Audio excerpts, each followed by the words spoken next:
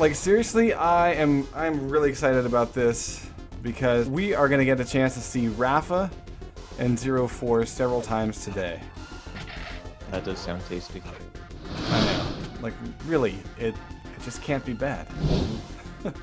And the fact that it's happening here, I mean, I think Wally has to be a little overwhelmed right now at the response that this tournament has kind of generated. We're getting to see a matchup that was really denied to us during the ESL events. And now it's going to be happening thanks to Quake 3. Of Wally. Thanks to Quake 3, yeah. Thanks to Anima Gaming. And so this is a big up for them, for sure. Alright guys, well I'm going to silence the tunes here and we'll just focus on when these guys are ready to go live because I'm hoping that's going to be pretty darn soon. PV has been a contributor of a non-zero sum of funds. I don't like, you know, specifying the amounts, but PV has been a big help for the donation drive. And that actually came out of nowhere. I actually was kind of surprised at some of the people who came around. But we're going over. Yeah, what? No DM9 and the Joff map. Really? Yeah. Jack off Joff? Yeah, okay. Apparently so. Sweet. Yeah. The last MIA league, the last MIA Cup, it came down to Walter and Gills in the final, and they were both having major connection problems to the point where there were frequent timeouts, and then they both players actually timed out simultaneously because of their lag issues. Hopefully, hopefully Outlaw isn't going to be facing those same kind of issues right here. On this server, he's pinging about 51. Rafa's at about 64. So if Walter's ping can stay stable, I think we're in for a great matchup. Yeah. Yeah, and Wally could still remember that finale. He was like, that day sucked. Well, we got one F3 out of Walter, a.k.a. Outlaw. And actually, we got both F3s. Rafa's ready to go. So we're about to get underway for this Anima Gaming Q3 Masters Cup. Right now, Jahar, take us out of the gate. Actually going to start here watching. Okay, fine. Rafa is the guy indeed. Picking up upper yellow armor, ducking on back over to the lightning gun side of the map. Now, not having the armor on that side of the map in this version actually does give it a bit of a different balance feel. Rafa taking control of center, getting Outlaw out of there with a bit of LG, and that is going to open up red armor for him. Now, he's got a bit of time here to kind of run and be a little bit safe, but Walter's going to be making this push for Mega Health, but it's going to be fairly early, and being there early, even for the yellow armor, is going to be costing him dearly. He's going to try to come back around. Does he have anything other than that shoddy? Nope. For all that time, the only weapon he's managed to pick up has been that shotgun. So even getting away with Mega Health, I don't see him surviving this fight. Yeah. So Rafa does pick up that first frag, and actually I'm going to bump up the volume just so slightly for the listeners. There we go. I think that'll be helpful. But yeah, this, I don't know, I think, you know, Rafa, of course, is very comfortable on the Quake Live Lost World, which this map pretty much mimics with a few minor changes. I mean, we talked a little bit about some of the differences yesterday. I mean, I guess players like this map more than the original, but I kind of like... Well, actually, to be more frank, I like Quake Live's version of it a little bit better. I like the fact that there's yellow armor over near the lightning gun, and I feel like this version makes the Mega Health and center room too strong. Like the player in control gets a little bit too much handed to them. Yeah, I could see some of those issues, but also being, you know, a player who kind of harkens back to Quake World and Doom and those things, imbalances can sometimes create some really interesting swings of control. And we're seeing, well, not quite a little bit of that here from Walter so far, but Rafa's having a hard time catching him and doing any real extra damage. I mean, Walter's still able to get away with this with quite a bit of armor. Not quite the Mega Health and not quite as many weapons as Rafa's rocking right now, but at least he's got LG, he's got rocket launcher. He's sneaking across mid right now, finding Rafa in the back corner, doing, well, a great amount of damage. I mean, Rafa ends up getting out of there and he can get control of the situation once again, but that initial damage gave Walter maybe a way to get back in on red armor, but now he's going to start paying for that a little bit. Rafa taken down to 79 health, but look at this. He's going to have armor and Mega Health at the end of that road, and Walter's going to be just barking up the wrong tree by trying to lightning his way down to a frag. Right, and I mean, you know, Walter, I think, had a great opener. You know, he was able to get that initial damage off Rafa, force him back, and then dodged very keenly around Rafa's rockets. But when he pressed in, it got a little bit hairy for him. The lightning gun on lightning gun, Rafa just totally won the fight. Absolutely. And so Rafa's having not too difficult of a time here, and of course rocket jumping and changing up his route, that's giving him an extra edge as far as grabbing control. But 3 up, 3 minutes off the clock. Walter has still a great way to come back into this, but we're seeing Walter being kind of forced to go kind of cautious, to play it kind of slow, and we all know that that's not exactly his preferred style. But he's going to try to get out of trap. Doesn't do any real damage against Rafa, and ends up trapping himself on the top of the map a little bit here. Rafa coming out to mid might be able to catch him. And even if Walter gets away, I mean, what's he going to run to? How is he going to recover from this and get himself stacked back up? He's got just a few shards of armor. He has gotten around the map to a point where Rafa isn't exactly sure where he is, and that way he can get the drop. But the initial hit, that first one, is so important, and it was nothing more than a tickle.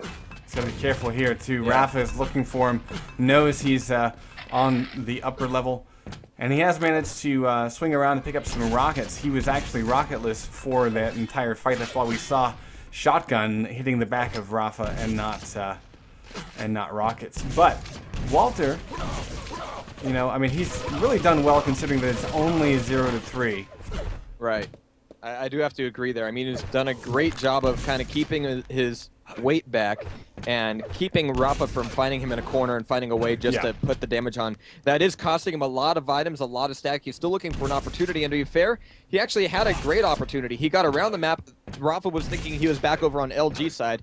Walter was actually just right behind him, but he was not in a place, or he didn't have the weapons to really take advantage of that fully.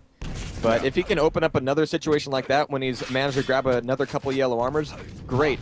And one of the things about having that yellow armor at the mega health is, you know, armor and mega obviously have different timing, and your main player in control, he's going to be hard pressed to be showing up there, you know, twice depending on the timing during a cycle of the map, and that could actually give the down player a way back into that room without taking any real damage. So there are some balance things that does actually help out with, in my opinion. Yeah. I'm watching Rafa here, and he's enjoying the fact that he's been able to control most of where Walter can go. This should be a frag here for Rafa. He's going to press in for it. Yeah, Walter was caught off guard. Nice time to strike. Rafa had just picked up and controlled the majority of the map. And actually, Walter coming in here, this is really risky. Rafa can still put him down, especially after he grabs this armor. Still has 70 of that armor as he exits. And Walter, of course, did finally get in on the mega health. So, you know, as trades go, this was good. But Rafa making a great maneuver, catching Walter off guard, expecting the fight to come from the yellow armor area. Instead, Rafa comes around, lightning gun. Beautiful rocket. Just totally. Yes. Puts There it Walter is. in the back. There it is. Yeah, Rafa finally going down. But I have to say that the opening of that was Rafa's game, and then Walter just turned it right on its head. So very nice back and forth between these two. Walter's finally on the board.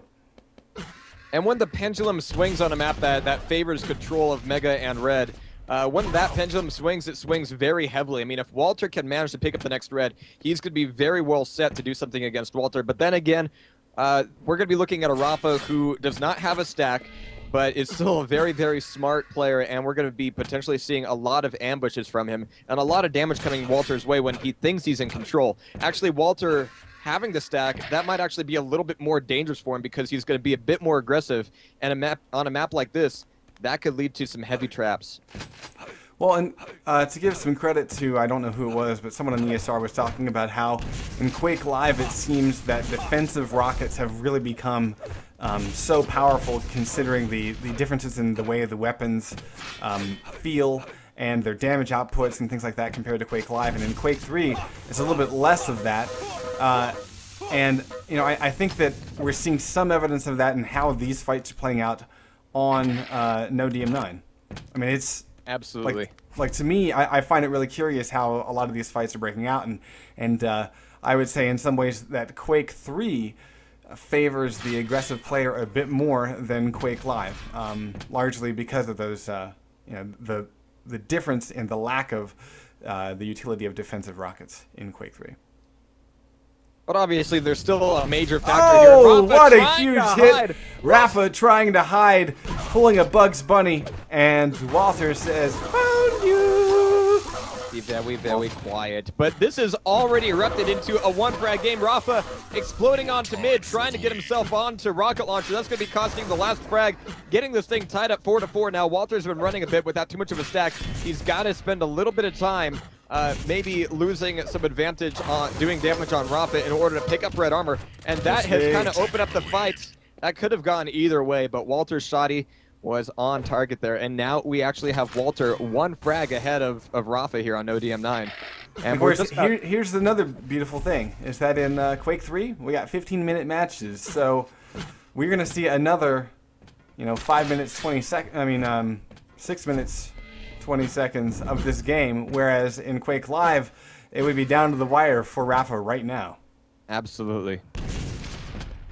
And it allows more time for that pendulum to swing back. And I do think it's worth mentioning here that Walter is doing a bit more damage with his rockets. Not only is he more accurate, but he's been throwing a lot more of them out there. So Walter's been a little bit more precise on that, but that ties it back up. Rafa comes back out to mid, taking control of that. Red armor's up, yellow armor's up, but Rafa needs to kind of focus on Walter first. He needs to not let Walter get a word in edgewise on these play for armors. Well, and Walter, the way that he's playing this, he was very aggressive there. Rafa is actually in a pretty weak position. This Mega will really help him out.